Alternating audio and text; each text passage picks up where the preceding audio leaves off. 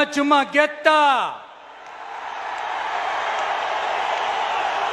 தனியா வந்து அத்தனை பேருக்கும் தண்ணி காட்டும்.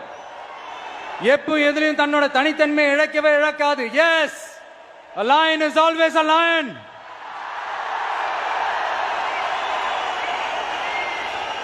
There are so many jackals and other animals in the forest, but there will be only one lion. And even if it is single, it will be the king of jungle. It is not only a description but also a clear declaration. சிங்கத்தை பத்தி பேசிட்டு நம்ம சிங்க குட்டிகளையும் சிங்க பெண்களையும் பத்தி நம்ம பேசாம இருக்க முடியுமா? அவங்கள எப்படி நான் மறப்பேன்? அவங்க தான் என்னுடைய உயிராச்சு. என் நெஞ்சில் குடியிருக்கும்.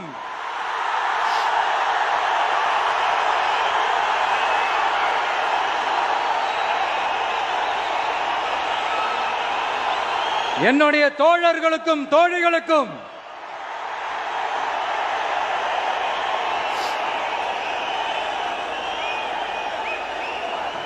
நேர்ல வர முடியாத சூழல்ல வீட்டில் இருந்துகிட்டே நம்மளோட இந்த மாநாட்டில் நேரலை வாயிலாக கலந்துகிட்டு இருக்கிற என்னுடைய அம்மாக்கள், அக்கா தங்கைகள், அண்ணன் தம்பிகள், நண்பர்கள் அனைவருக்கும் என்னோட உயிர் வணக்கம்.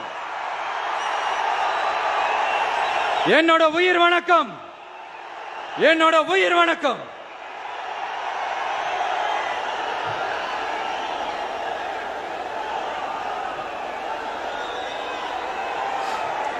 வீரம் விளையும் மாமதுரை மண்ணை வணங்குகிறேன்.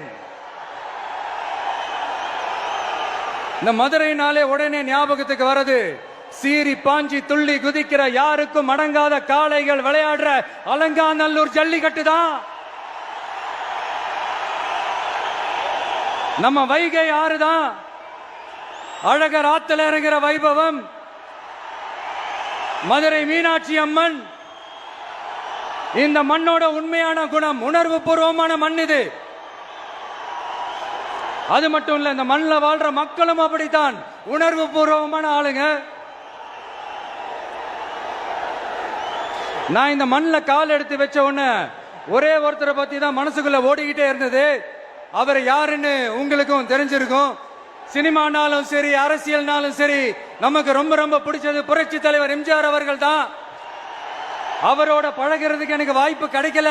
ஆனா அவரை மாதிரியே குணம் கொண்ட என்னுடைய அண்ணன் புரட்சி கலைஞர் கேப்டன் விஜயகாந்த் அவர்களோட பழகிறதுக்கு எனக்கு நிறையவே வாய்ப்பு கிடைச்சது.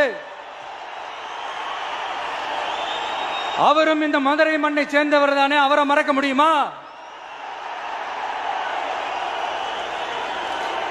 தமிழ்நாட்டு மக்கள் உணர்வுபூர்வமா உண்மையா நம்ம பக்கத்திலே நிக்கிறவங்க.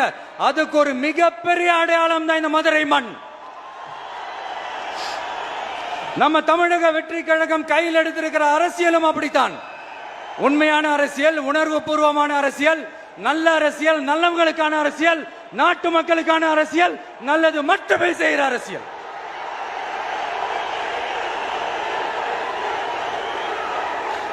இதோ நம்மளுடைய இந்த இரண்டாவது மாநில மாநாடு வாகை சூடும் வரலாறு திரும்புகிறது. அப்படி இந்த மாநாட்டுக்கு பேர் வச்சிருக்கிறோம். 1967லயும் 1977லயும் நம்ம தமிழக அரசியல் ஒரு மிகப்பெரிய ஆட்சி அதிகார மாற்றங்கள் ஒண்ணு நடந்துச்சு இல்லையா? அதே மாதிரிதான் அடுத்த வருஷம் 2026ல அப்படி ஒரு வரலாறு திரும்ப போகுதுன்னு உறுதியா சொல்றதுக்கான மாநாடு தான் நம்மளோட இந்த இரண்டாவது மாநில மாநாடு.